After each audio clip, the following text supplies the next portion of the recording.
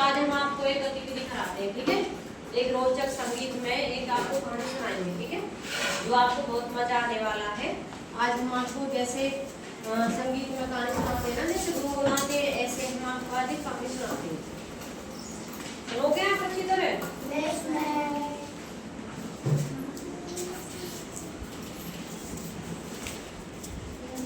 जो नेचुरल कहानी होती है ना, जो नेचुरल मजेदार और एक आकर्षक कहानी सुनाएंगे हम आपको, ठीक है। जो गीतों के माध्यम से आप पक्षियों और जानवरों की आवाजों के बारे में भी आप मतलब की जानकारी होगी आपको, ठीक है।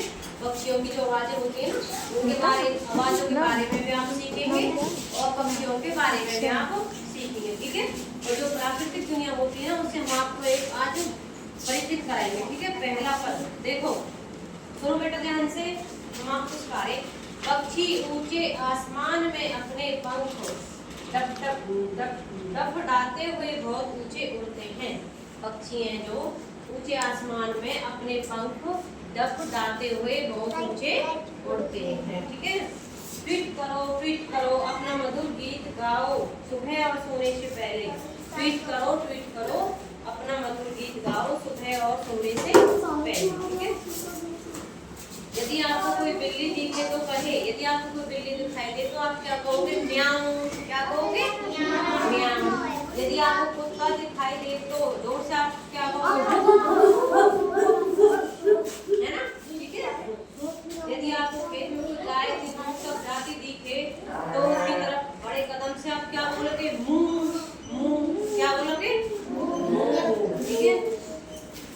जो पक्षी आसमान में उड़ते हैं उनके आसमान में, ठीक है। पक्षी आसमान में उड़ते कैसे उड़ते? डगडगाते हुए। कैसे उड़ते ना? डगडगाते हुए। और ट्वीट करो एक मधुर गीत गाते हुए वो चीची करते उड़ जाते हैं, ऐसे लगता है जैसे गीत गा रहे हैं पक्षी, ठीक है। और यदि आपको बिल्ली दिखे तो आप क्या बोलोगे?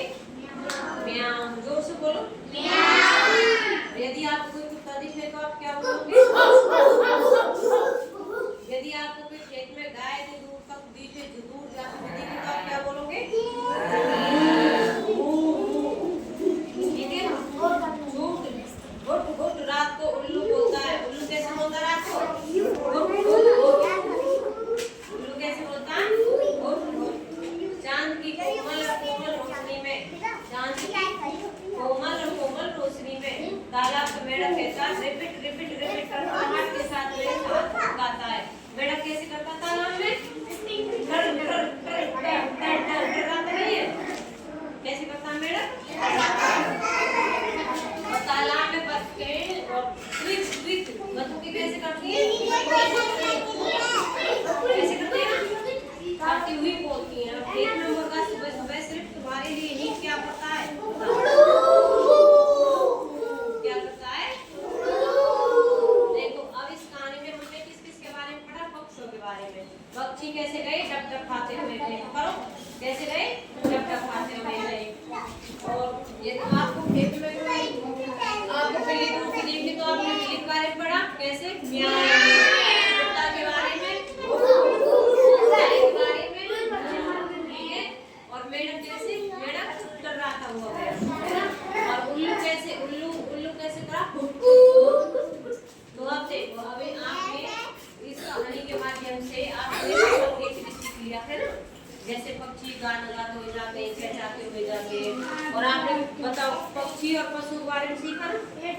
पक्षी तो ऊंचे आसमान में उड़ते हैं। पशु में क्या क्या सीखा आपने? बताओ। बिल्ली के बारे में सीखा, कुत्ता के बारे में डाला, जल परिवहन है बिल्ली। जल परिवहन होता है जो पानी में रहते हैं।